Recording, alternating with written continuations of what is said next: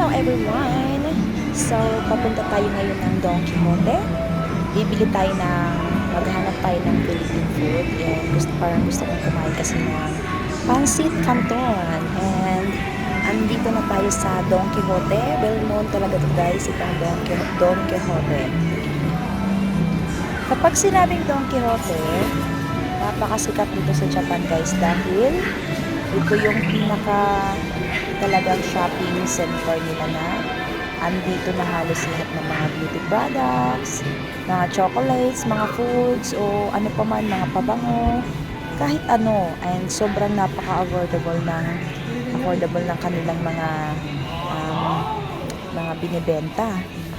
And madami ding mga artista na nagpupunta dito kapag nagpupunta ng Japan. Talagang pumupunta talaga sila dito sa Don Quixote dahil andito lahat.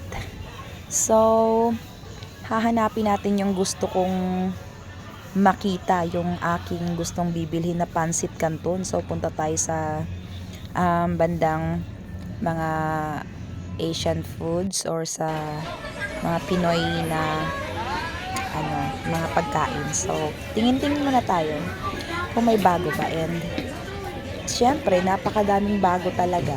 Ayun yung mga cream na napakadami. Cream, lotion, o ano-ano pang mga pangkuskus katawan. And talaga namang pag sinabing Don Quixote, talagang matutuwa ka, talagang napaka-happy ng mata mo kapag pumasok ka dito. And syempre talagang magdadala ka din ng anda ng money. So ayan yung ating mga sunscreen, napakaganda ng Aqua. And talaga namang napakadami, Diyos ko. Talagang sasadyain pag sinadya mo tong Don Quixote na to, talagang mapapabili ka talaga. Hindi pwedeng hindi ka mapapabili. And yan nga pala yung Fino na hair mask, napakaganda niyan sa buhok. Yan guys, may mga shampoo din dyan. So, andyan na tayo sa Philippine food. Meron din dyang Vietnam and Thai. Magkatabi lang sila. Kita nyo naman yan, no? Yung isang pack ng dinuguan. Ang mahal.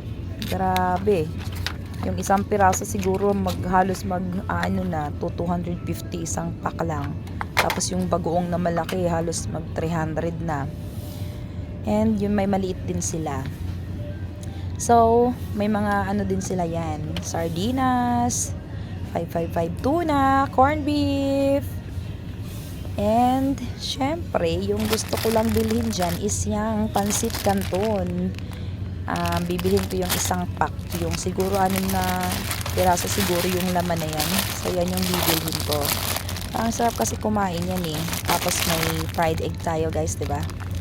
Eh, nakakatuwa naman talaga dito sa Don Quixote na to dahil talagang nilagyan nila ng pagkain na Asian food na mga Pilipinas na pagkain. So, may mga toyo din, suka, may mga sinigang mix. So, kumuha lang tayo ng isang buo na Pancit Canton and bibili din ako ng luncheon meat.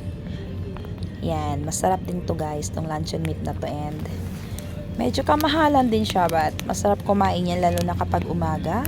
Tapos may Pancit Canton, fried egg and fried rice. Nako, ang sarap-sarap. So, bibili din ako ng isang pasta.